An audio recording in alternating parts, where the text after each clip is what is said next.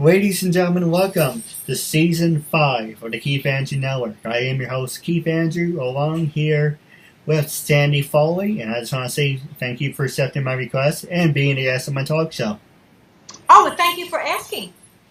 I'm very honored. Oh, the honor is all mine, and after the show, I do have a couple of ideas I'd like to run past you. But starting off, what can you tell us about yourself? I see you're your own CEO.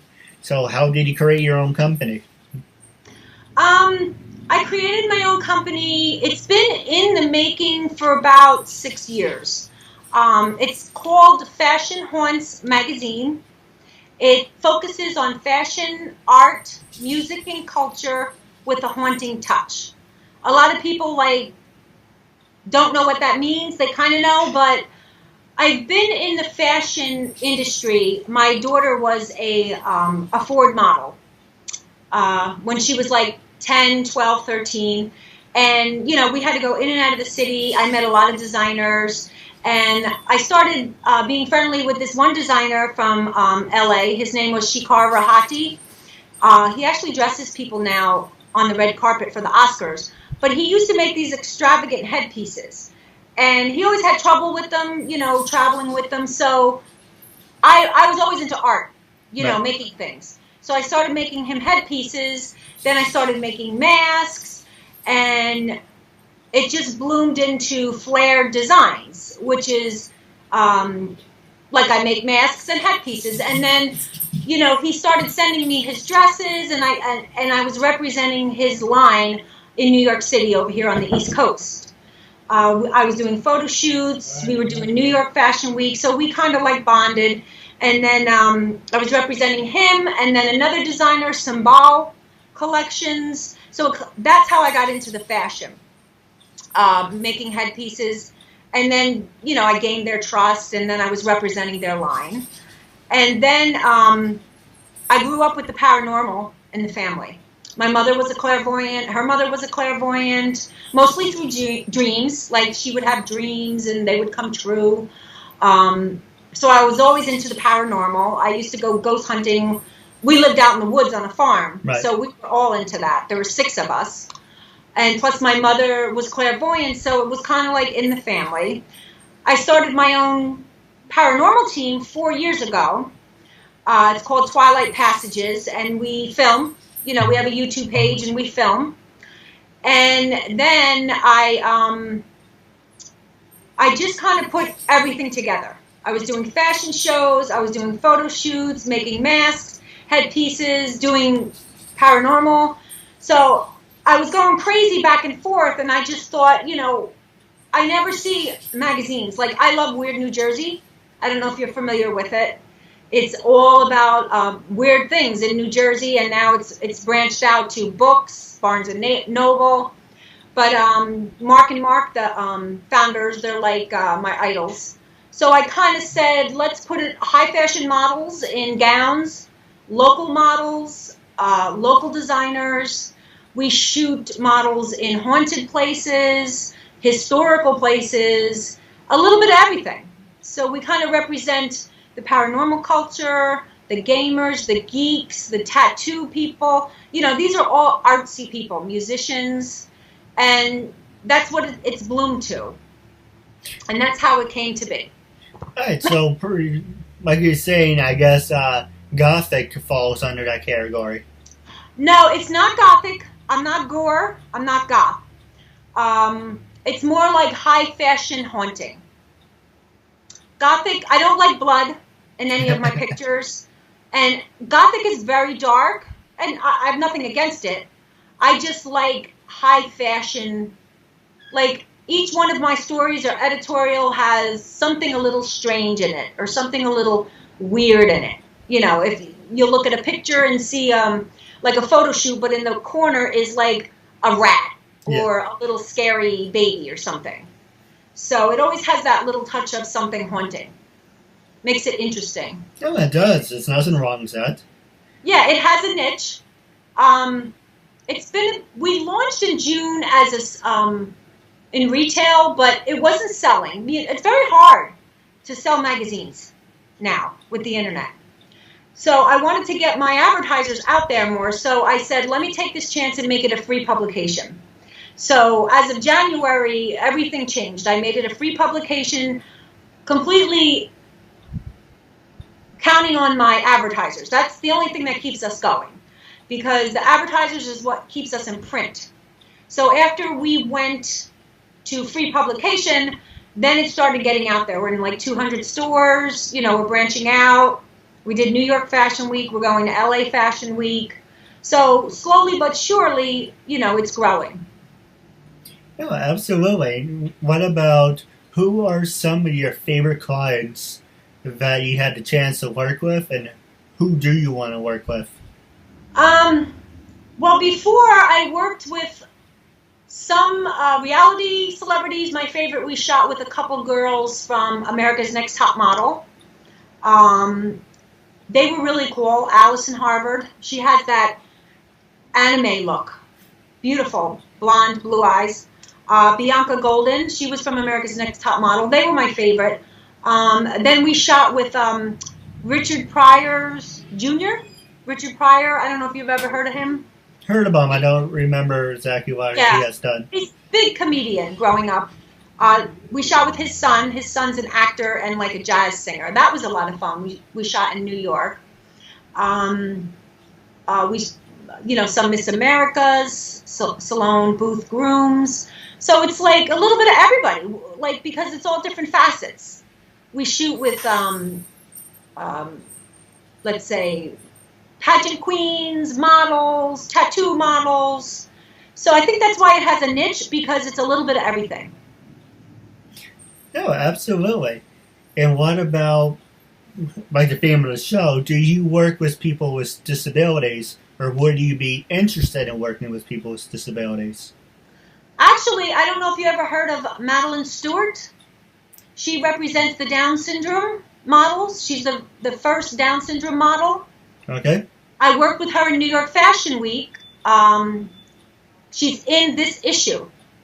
She's huge. She flies. She's from Australia, but we did an interview with her, and she's going to be doing possibly one of my covers. If you look her up, she goes all over and she supports the Down syndrome. So yes, I do work with them. Yes, of course. My niece is disabled. I'm sorry. I talk so much today. I can't talk anymore. No, that's fine. Hey, it's life. You can say anything you like. Freedom of speech, freedom of self-expression. And with that being said, I would love to work with you. If that's any possibilities, I can promote you. If you have any commercials, or likewise, I can plug you during the show. Just different ideas. And we can talk more about that off the air. Sure. Okay. Let's see. What were some of your favorite people what do you prefer? Do you like working with the normal people, or do you think working with the disabled people, if that people with disabilities you appreciate it a little more because you're making more of a difference? Yeah, I have no preference really. As long as you're you can do it, or you can put in your 2 cents or your opinion, and you like what you're doing, then I have no problem. I have no preference. I mean, I work with Madeline. It was grueling, like 3 days. She was amazing. We did an interview with her. I only worked with one so far.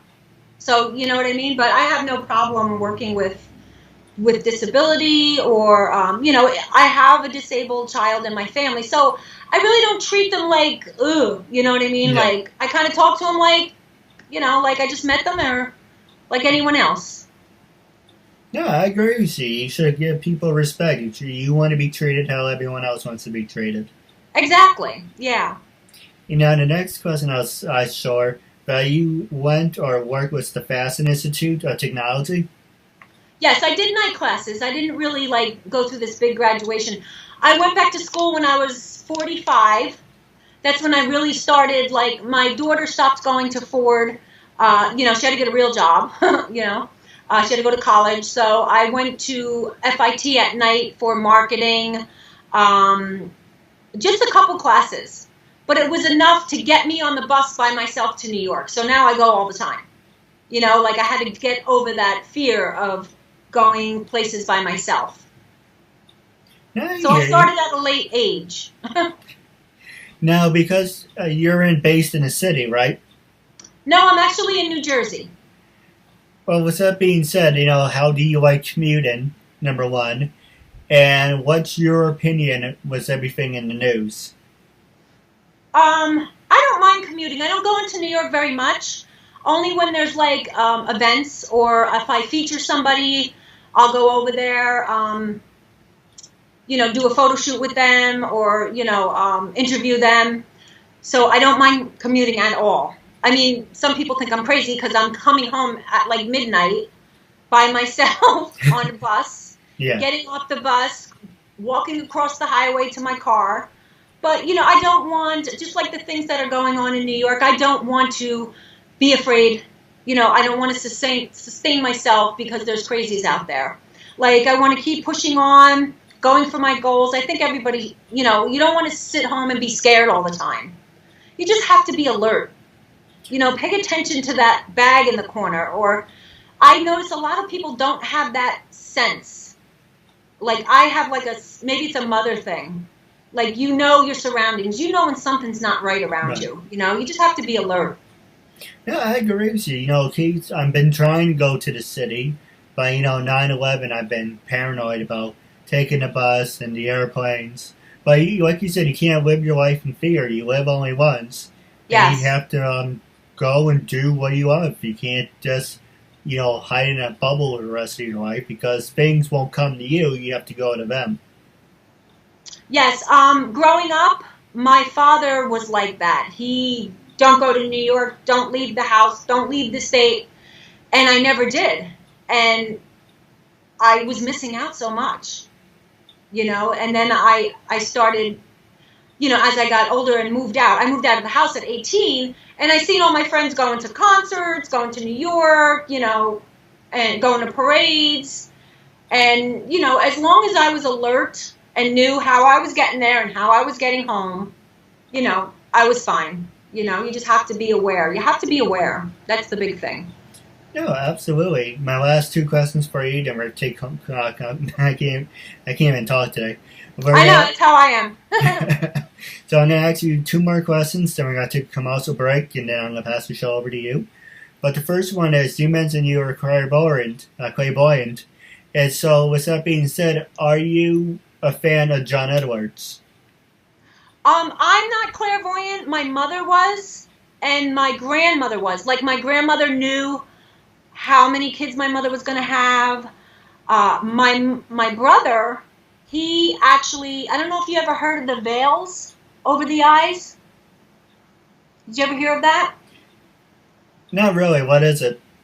Well, back in the day, when babies were born with skin, it's skin that's over the eyes, almost like a webbing. Okay. People would believe if you saved the skin, you could foretell the future. That's what my grandmother had. But my mother didn't want him to have that power. So she took the webbings and had them burned. So, you know, she didn't want my brother to I think he is a little clairvoyant and just doesn't tell anybody. But I'm not clairvoyant. But it was in my family. John Edwards, yes, I am a fan of his. I haven't seen him in a while. He had his own show, right? Yeah, Crossing Over. Yes, I watched that a lot. I used to be into Sylvia Browne. She used to be on Montel. I read a couple of her books. She passed away, but I know her son still does it. I just went to a seance at a boutique, Open Minded, and then I'm going to another seance in Point Pleasant, Cauldron in the Cupboard. So I'm still into it, you know, when I have the time. Yeah, same here. I saw him, let's see, how many times did I see John Edwards? I saw him 2007. Oh, awesome. I saw him 2009, and recently, this past year. And, you know, there's some questions where you kind of think, you know, he is putting on a show, and because everyone asks the same questions. But it's pretty interesting that I think he's real, and then my family thinks he's real because he asks us some questions like he cuts you off guard, like how did you know that? I'll give you a perfect example.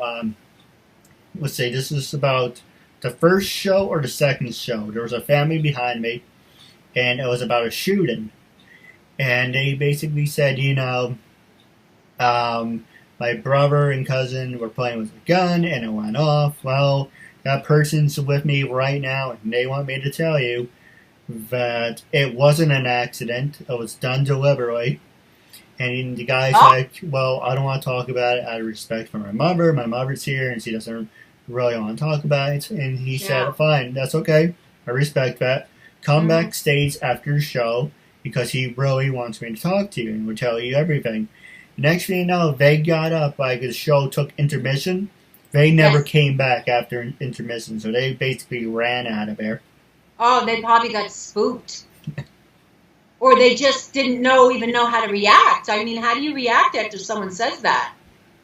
Maybe they thought it, and then he confirmed it by saying that, It's true. Now, my other question I was going to ask you was, actually going back to the first subject I asked you about your company, is that what were some of your favorite events you ever gone to?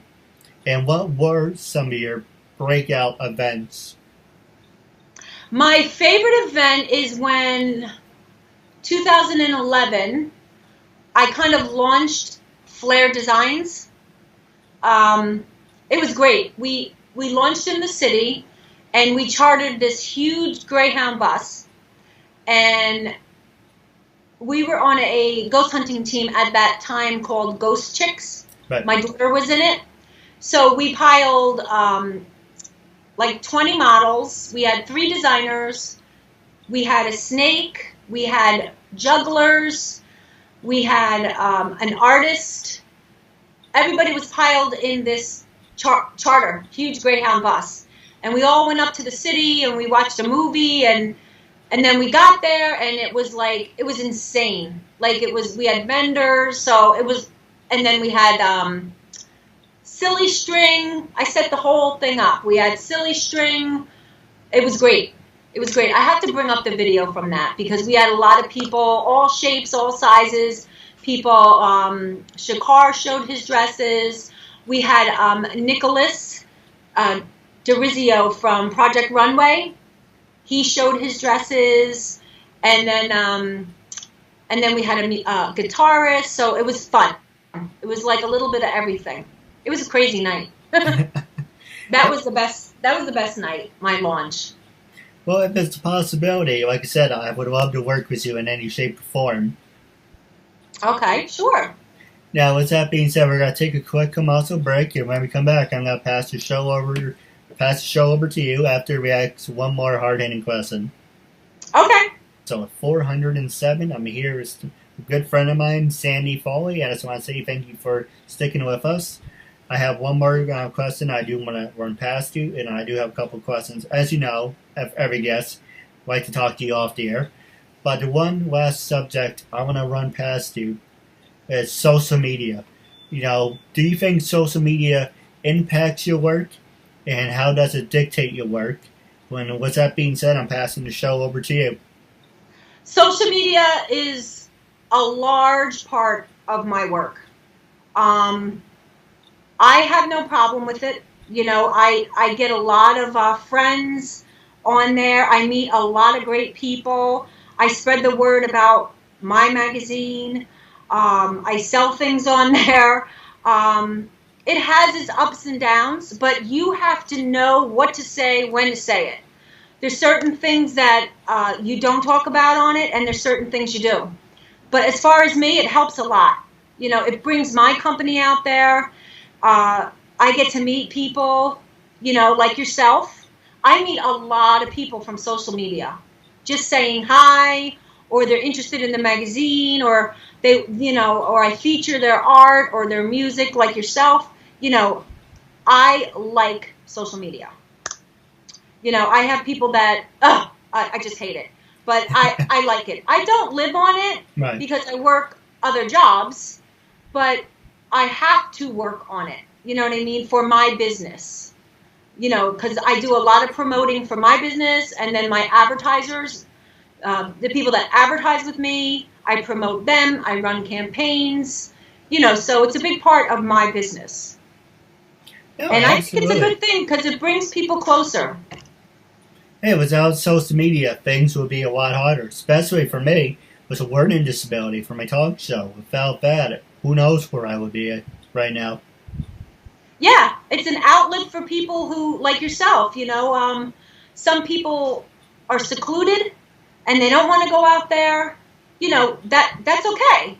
But just like a computer, if you want to talk to people or meet people, you just have to be careful. You have to be very, very careful. No, absolutely. With that being Almost said, paranoid. hey, who isn't? Yeah, right? Especially nowadays. But yeah, I have nothing against social media.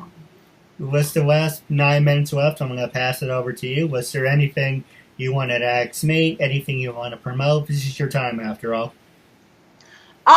Yes, I did want to promote our next event. We are launching and promoting the October-November issue. We are bi-monthly. We're going to be at the grand opening of Trend Gallery in Montclair, New Jersey. We got asked to present with artist and curator Philippe Vallee. He's a huge artist in Montclair. He's from France. He's been around for years. He does wonderful paintings, and then the paintings are transferred onto leggings. So we did a photo shoot of his leggings. So now he's asked us to present. So we'll have some of his prints at the the art gallery opening, photographed prints, but he also will present his paintings. So that's November 15th at 7 p.m. It's free. Anybody can come. So you can come if you want. And then this weekend we're going to Haunted Gettysburg. I'm so excited for that. So we'll be live in Haunted Gettysburg. Maybe we'll see some ghosts. Oh, so you're going to go to the battlefield. There are videos of that where they've gone to the battlefield at night, and you do see the ghosts of the soldiers walking in between the trees. I think that's very interesting, but... Yes, I've never been there yet, and I'm totally into the paranormal. So this is going to be exciting for me. I hope I get some stuff. No, absolutely. Yes. Now, my other question for you... No, go ahead. What were you going to say? Oh, I wanted to ask a question for you. How long have you been doing this? 4.5 years. Oh, that's great. Wonderful. How many, what kind of guests do you have on? For the most part, I had, when I first started, I don't ask me why, it seemed like a good idea at the time. I did 72 phone interviews. But I started out small, then I reached up high. Yes. Well, some people think I am high. But, I got people from Amazing Spider-Man, from Dragon Ball Z to Mighty Morphin Power Rangers. And people said to me, and it still gets to me, said, hey, you have this great format. Why are you as big or bigger when you portray yourself to be? Why don't you have sponsors? And why don't you have this? I'm like, oh, okay, would you like to help me with it? It's like, no, if you can't do yourself, and it's not meant to be. So I used to be, I got annoyed. Every time I hang up with the phone, it's like, yeah, thanks a lot, asshole. Yeah. But one guy said to me, do your show over, try a different format. Well, thanks to him, and thanks to you, we're back up to 407. Unofficially, I did over 772 interviews. Long story about that. Basically, when I first started, I was taking people at their word. And little by little, they were saying, yeah, my agent said, my publicist said, you're degrading. You ask a lot of stupid questions. We don't like the video quality. Because when I first started, I would record from the phone. So what you see on the screen, it's pretty much what the camera saw. And it was one-sided. Okay. And then season 2 was my hands to the camera. So what the camera saw, it picked up on the computer screen.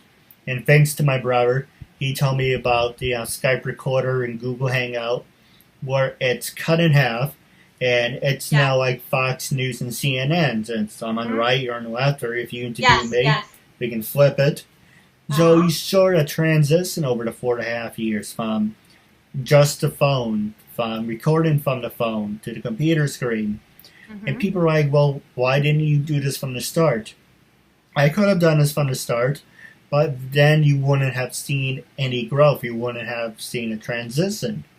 Yes, my interview questions would have gotten better, but you really wouldn't see that much of a transition over the 4.5 years. Yeah.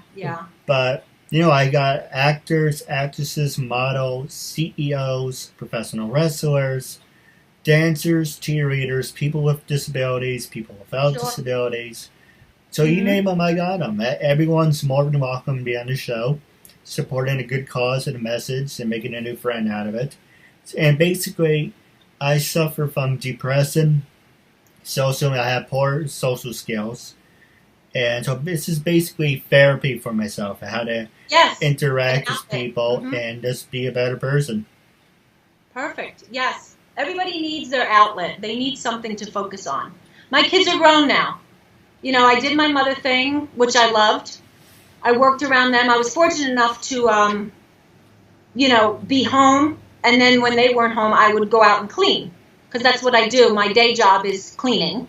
Because I can make my own hours and do this. Right. But now my kids are grown. And they're going on their own. So now it's my time again. Mine and my husband. So I want to get in there and do what I want to do now. Everybody's good. Everybody has a job. They're grown up. So now I can get back into what I wanted to get into.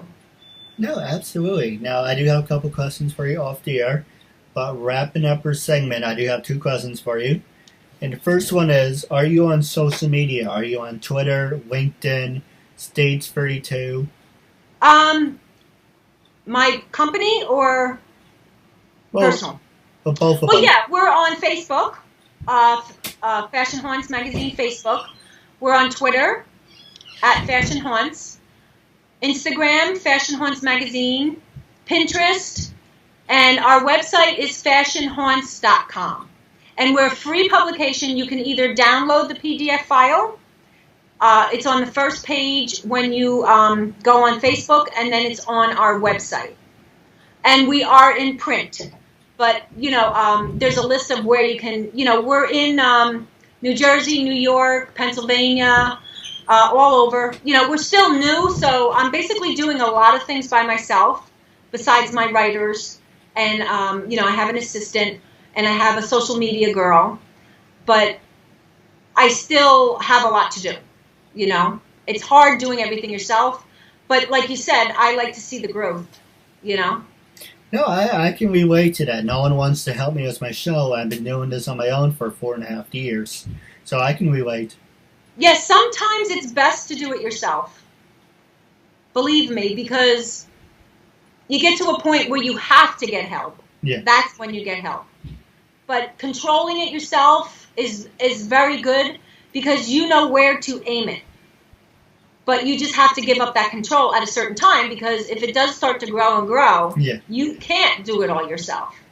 But along the way, you know who you can trust to help you, No, absolutely. And my last question for you, wrapping up this segment, is when I first approached you to be a guest on my talk show, what was your first reaction and what made you say yes?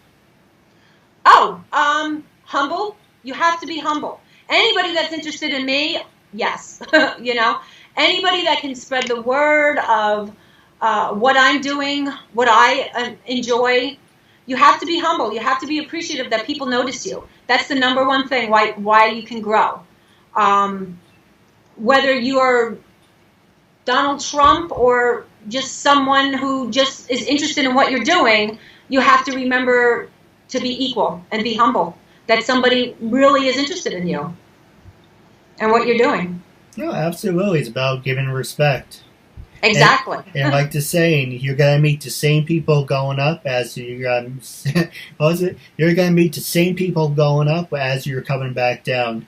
Yes, exactly. And, you got to, don't burn your bridges, Walk away, even if you don't like someone, you don't like their ways, just walk away nicely, because you just never know, It's not good to be mean. No, absolutely. Now, wrapping up our segment, I do have a couple questions for you off the air. But wrapping up our segment, it was a real honor and privilege to have you as a guest. And You as well? And I was looking forward to part 2 with you down the road. Oh, certainly. Yes, we have to talk. And thank you so much. It was fun.